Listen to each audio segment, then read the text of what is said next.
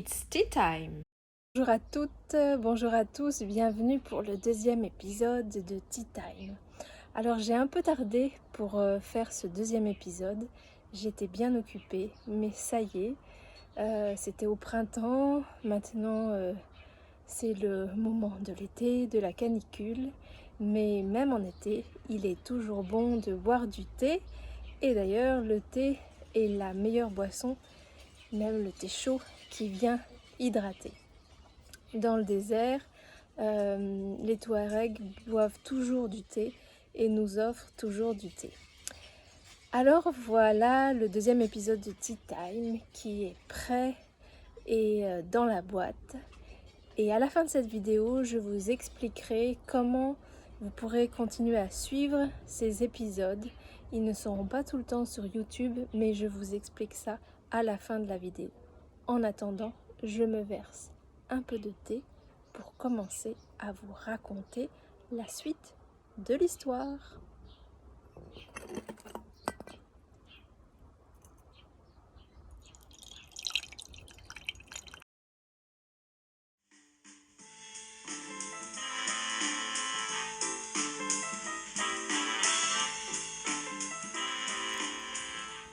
Lors du premier épisode de Tea Time, je vous ai parlé de cette rencontre avec un homme il y a 23 ans sur un marché alors que j'achetais du saucisson.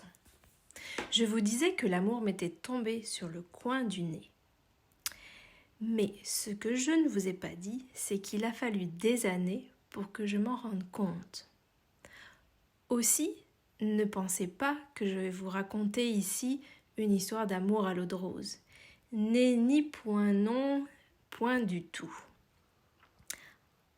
En fait, cet homme et cet instant suspendu sont venus me réveiller afin que je puisse vivre l'amour de la vie avec tout ce qu'il comporte. Ou avec tout ce qu'elle comporte, c'est-à-dire l'amour avec un grand A et la vie. La rencontre de nos deux énergies, de nos deux corps terrestres qui se sont frôlés à ce moment-là, ont réouvert et réactivé des lignes, des droites, des segments, des cercles, des figures géométriques qui s'étaient endormies depuis longtemps dans mes différents corps, c'est-à-dire le corps physique, éthérique, astral, mental et bien d'autres qui sont encore bien plus subtils. Le fait de croiser le corps de cet homme qui achetait du pain a réactivé tous mes brins d'ADN et les géométries sacrées qui flottaient dans l'air tous les jours autour de mon être, autour de mon corps, et qui ne parvenaient plus à s'ancrer, c'est-à-dire à retrouver leur domicile, leur socle. Mais je peux vous dire que bien entendu, devant ce stand de saucissons, je n'ai pas réalisé tout de suite ce que j'étais en train de vivre et ce que je suis en train de vous décrire. J'ai plutôt à ce moment-là presque quitté mon corps. Il y a eu comme un tournoiement, des cercles, des spirales qui enveloppaient tout mon corps, de la musique qui passait devant moi, derrière moi, un tournoiement de sensations comme si elles étaient nouvelles et en même temps très bien connues. Et ce sont, comme je vous l'ai dit, des anciens souvenirs qui sont venus à moi comme si j'avais connu cet homme depuis des milliers d'années. Des lignes du temps se sont entremêlées, croisées, recroisées. D'ailleurs, pour ce deuxième épisode, j'ai justement envie de vous parler de la notion du temps. En fait, le temps n'existe pas. Le temps qui n'existe vraiment pas. C'est ça dont j'ai envie de vous parler aujourd'hui. Peut-être l'avez-vous déjà lu dans un livre ou un article avec différentes explications scientifiques, etc. Mais là, je vais vous en parler à partir d'événements de ma vie, très concrets qui se sont révélés au fur et à mesure dans mon quotidien. Mais faisons une petite pause musicale avant de rentrer dans le vif du sujet.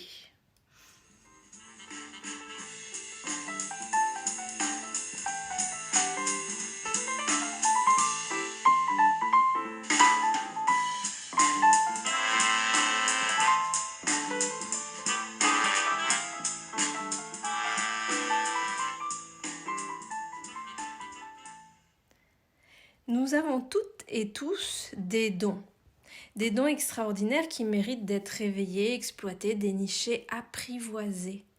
Aussi, il faut savoir qu'un don ne nous tombe pas tout cuit dans le bec. Quand ils sont repérés, ils vont nous demander de mettre de l'huile de coude et de les travailler et de les regarder, de les observer, de les malaxer et d'y revenir sans cesse. Pour ensuite les partager, les donner au monde. Certaines personnes savent que une partie de mon travail, si j'ose dire travail, car je préfère dire œuvrer dans le monde, en fait, une partie de mon travail, c'est aussi d'accompagner des gens par rapport à leur périnée, par rapport aussi à l'astrologie et énormément de choses au niveau corporel. Et ce que je préfère, une des choses que je préfère, c'est au fur et à mesure décortiquer tout ce qu'ils contiennent d'enfoui dans leur corps pour dénicher leurs dons. Et souvent, nos plus grandes richesses inexploitées se trouvent au niveau du bassin dans notre corps. Voilà, c'était juste une aparté. Mais en tout cas, nous avons tous un et des dons extraordinaires. Me concernant, un de mes dons est de vivre simultanément dans le passé, le présent et le futur, et tout ça en même temps. Je sais, ça peut paraître original, mais c'est comme ça. Il y a bien des années, je n'en avais pas conscience. Alors vous pouvez imaginer comment à un certain moment de ma vie, je pouvais être dans un brouillard complet. Il y avait brouillage total sur les ondes et j'étais un petit peu dans des ambiances très nébuleuses. C'est un peu normal car personne m'avait donné le mode d'emploi ou personne m'avait mis sur une piste de compréhension.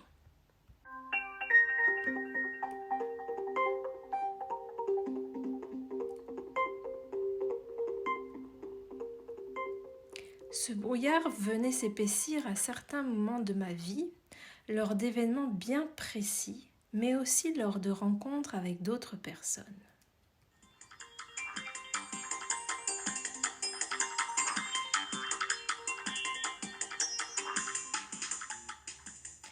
Dans ces moments-là, ça allait à 1000 à l'heure dans mon corps et dans ma tête. Je ne dis pas que c'est plus le cas, mais désormais je peux décrypter ce qui se passe et j'ai la traduction, ce qui est quand même bien plus agréable. Au fur et à mesure, tout s'est éclairé, grâce à de précieuses rencontres, mais aussi à toutes mes recherches astrologiques et corporelles que j'ai bien été obligée d'entreprendre. J'ai pu comprendre et surtout plusieurs personnes sont venues me confirmer que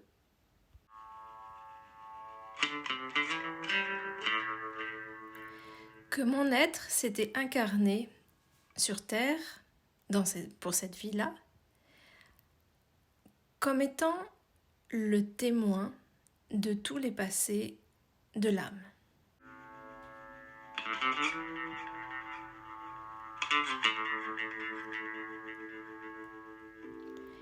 C'est-à-dire que mon être solaire, on va dire comme ça en astrologie, c'est-à-dire la part sociale, de mon être se rappelle de toutes les histoires du passé, de toute l'histoire de mon âme.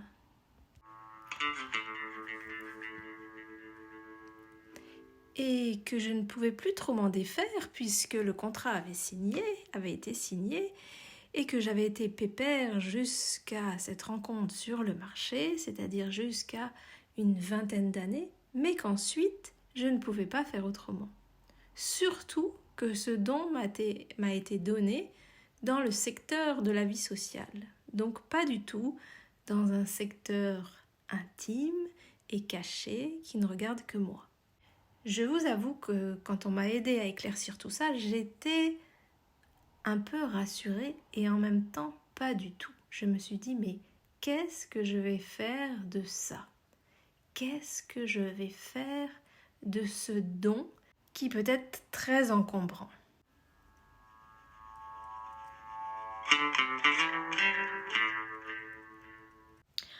En effet, ce don n'est pas vraiment facile à porter.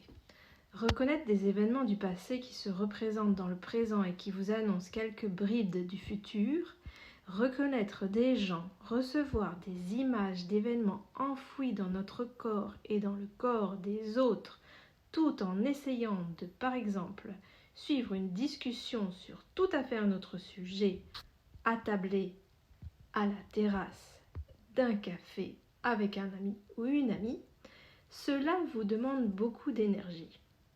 Votre cerveau va à 1000 à l'heure, on vous demande de prendre du recul, on vous demande d'écouter l'histoire de votre ami qui vous raconte le fait que son bébé a pleuré toute la nuit, et en même temps on vous envoie des images extraordinaires d'une vie qui a priori n'existe plus. Ça demande une certaine gymnastique du cerveau dont je vous en dirai quelques mots dans cet épisode ou dans le prochain. En fin de compte, avec ce don, la vie vous demande ou vous amène dans des lieux sans vous demander l'avis de votre mental. Elle vous demande de nettoyer des nœuds très anciens entre certains individus, des nœuds dans certains endroits et lieux précis. Dénouer des pelotes de laine dont les protagonistes n'ont pas encore réellement conscience, mais qui sont bien présents justement dans leur inconscient et dans d'autres strates encore plus subtiles de leur être. La vie vous demande de guérir en fait et d'amener de la fertilité, d'amener de la guérison là où les terres extérieures et intérieures sont brûlées, blessées à vif. Ces âmes, ces lieux vous appellent et vous n'avez pas d'autre choix que de vous y rendre. Même si cela vous procure une peur au ventre terrible, vous devez vous y rendre. Ce don vous demande d'installer au fur et à mesure une certaine sagesse intérieure, un certain calme intérieur. Il n'y a pas d'autre choix. Car l'autre ne voit pas réellement ce qui est en train de se passer ou ne veut surtout pas aller y voir. Et cela peut prendre énormément de temps. Cet autre ou ces autres n'ont pas encore une compréhension claire de ce qui se joue. Ce n'est pas du tout une histoire de supériorité. Être supérieur parce qu'on a ce don. C'est juste que la vie nous a donné des informations un petit peu avant. Dans d'autres domaines, en effet, nous ne sommes pas du tout clairvoyants du tout, et l'autre voit les choses plus clairement que nous. Donc il n'y a pas de personne supérieure ni inférieure. Aussi, un jour, cet autre peut commencer à se réveiller et commencer à rejoindre entre elles toutes les pièces du puzzle qui demande à se réveiller. Souvent, la vie nous demande en fait de dénouer, de quelque part débloquer, bien plus loin qu'une histoire individuelle. Souvent, il est question de dénouer une histoire collective, une histoire bien plus grande qu'un individu ou deux. D'ailleurs, entre nous, c'est un peu ma spécialité. La vie me demande de faire le Columbo ou le Sherlock Holmes d'histoires quelquefois très complexes dont la racine se trouve à des milliers d'années avec une branche ici, une branche là, avec tel clan, un autre qui était dans tel pays, puis telle région, etc. Et j'ai toutes ces informations qui me tombent, boum, dans la tête. Et, excusez-moi l'expression, à moi ensuite de me démerder. Je vous raconte pas le chantier.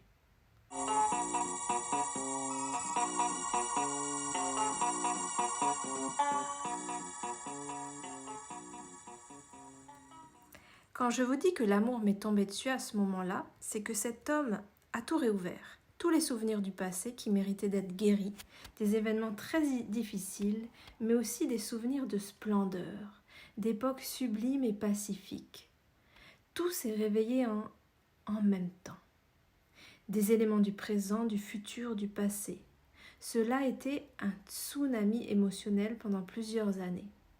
Heureusement que j'avais déjà un petit peu œuvré sur mon corps et sur la compréhension de comment équilibrer ce corps, comment faire qu'il s'ancre et comment faire en sorte qu'il soit ajusté à la terre et au ciel, c'est-à-dire dans l'axe que la colonne vertébrale de notre corps nous demande d'établir ou de rétablir pour garder l'équilibre.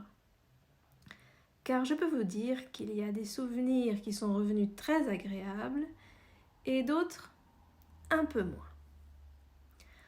En fait, avec ce don, on vous demande de vivre en même temps la 3D et en même temps les événements reliés à ce que vous avez devant vos yeux sur d'autres plans, simultanément.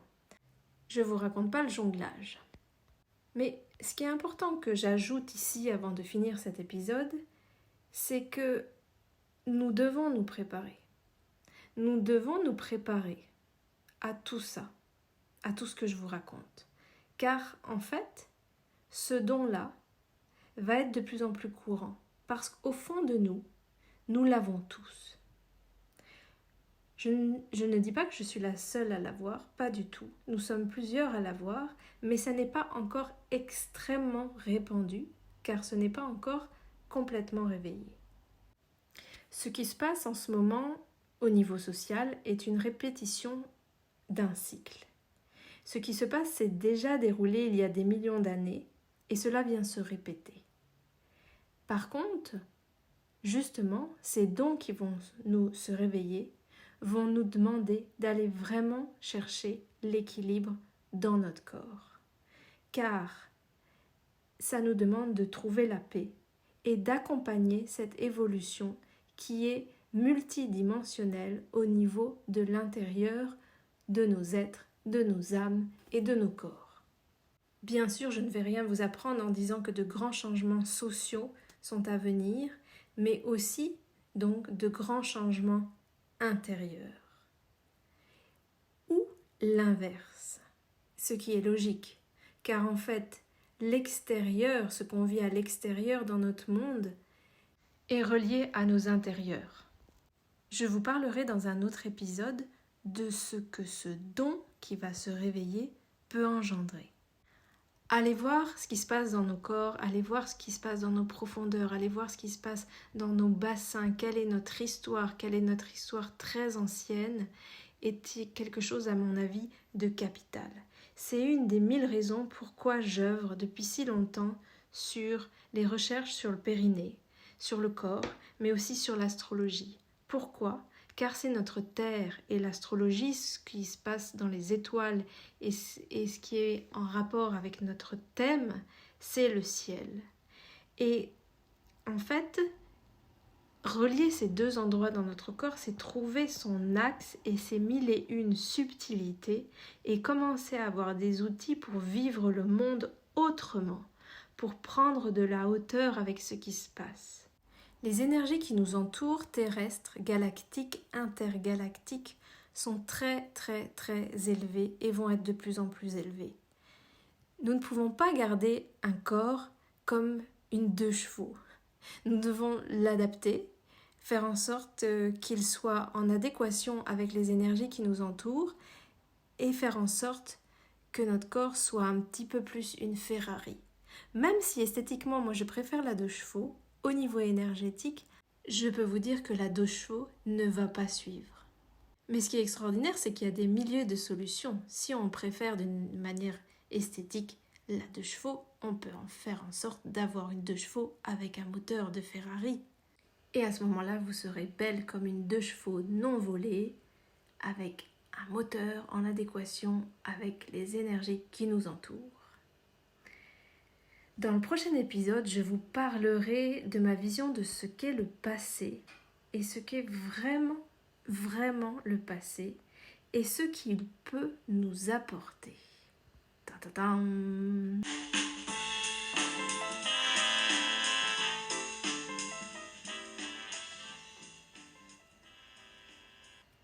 Si ces histoires vous intéressent, je vous propose de les partager. Aussi, tous les épisodes ne seront pas toujours mis en ligne sur YouTube, mais sur mon compte Patreon, au sein de l'abonnement 3 étoiles. En effet, dans cet abonnement, en plus d'avoir accès aux épisodes de Tea Time, vous aurez aussi accès à d'autres podcasts et vidéos sur le corps, le périnée, l'astrologie, tout ce qui m'a permis de vivre les épisodes de Tea Time. Merci de votre écoute, merci de votre soutien et je vous dis à très vite. Tous les liens sont en dessous de la vidéo. So, hasta luego!